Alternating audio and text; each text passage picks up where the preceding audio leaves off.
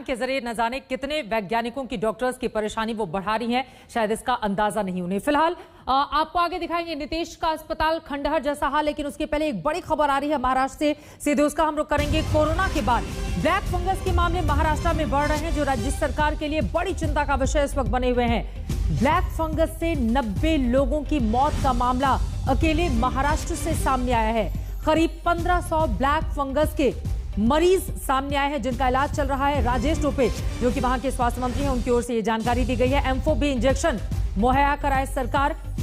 टोपे ये कह रहे हैं एम्फो-बी इंजेक्शन जिससे इलाज किया जाता है। वहीं राजस्थान की ओर से ब्लैक फंगस को महामारी घोषित कर दिया गया है, क्योंकि वहां पर भी लगातार ब्लैक फंगस के कई केस दर्ज किए जा रहे थे, जिसके मद्देनजर राज्य सरकार की ओर से ये कड़ा कदम उठाया गया है।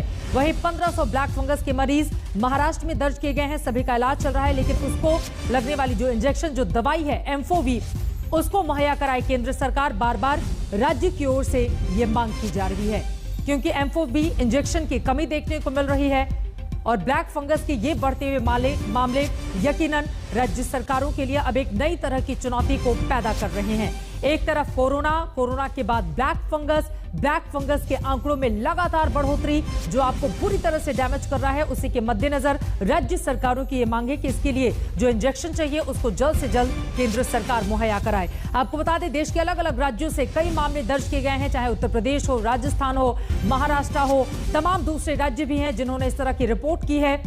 और ऐसे में बहुत जरूरी हो जाता है एम्फो-बी इंजेक्शन, जिसको उपलब्ध कराए जाने की मांग अब राज्य सरकार की ओर से, महाराष्ट्र सरकार की ओर से की गई है।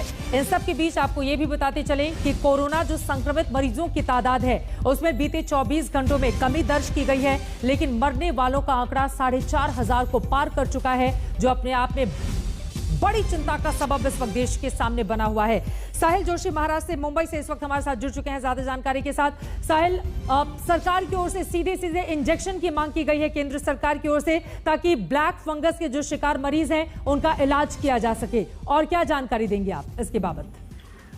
देखिए चित्रा, महाराष्ट्र में ब्लैक फंगस की केसेस काफी बढ़ती जा रही है और जो आज राजेश टोपे जो महाराष्ट्र के स्वास्थ्य मंत्री, उन्होंने कहा कि 850 मरीज फिलहाल महाराष्ट्र में हैं और खास करके पुणे, नासिक, इस इलाकों में ब्लैक फंगस के मरीज काफी संख्या में मिल रहे हैं और उसके लिए इंजेक्शन की कमी महसूस हो रही है।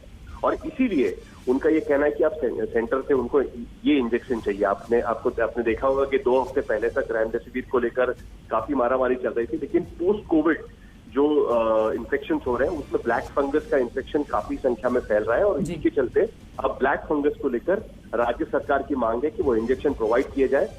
कम से कम 1 लाख इंजेक्शन फिलहाल उसके लिए मांगे गए हैं और ये नया ट्रेंड उनको दिख रहा है ब्लैक फंगस का। और इसीलिए, और ब्लैक फंगस में सबसे बड़ी बात यह है कि इसमें मोर्टेलिटी ज्यादा है। जितने केसेस है उसमें कम से कम 500 केसेस जो राजेश टोपे बोल रहे थे कि जिनकी मौत ब्लैक फंगस की वजह से हुई है और इसीलिए उनका ये मानना है कि इस पर ज्यादा ध्यान देने की जरूरत है। बहुत शुक्रिया साहिल इस पूरी जानकारी के लिए। यकीनन ब्लैक फंगस एक नई तरह की चुनौती बन चुका है इन तमाम राज्यों के लिए, देश के लिए। इस पर तुरंत रोक लगाए जाने की जरूरत है। इन सब के बीच अपने दर्शकों को बता दें, एक और देश कोरोना के खिलाफ संघर्ष लड़ रहा है, तो वहीं दूसरी ओर सियासत का बाजार भी गर्म है।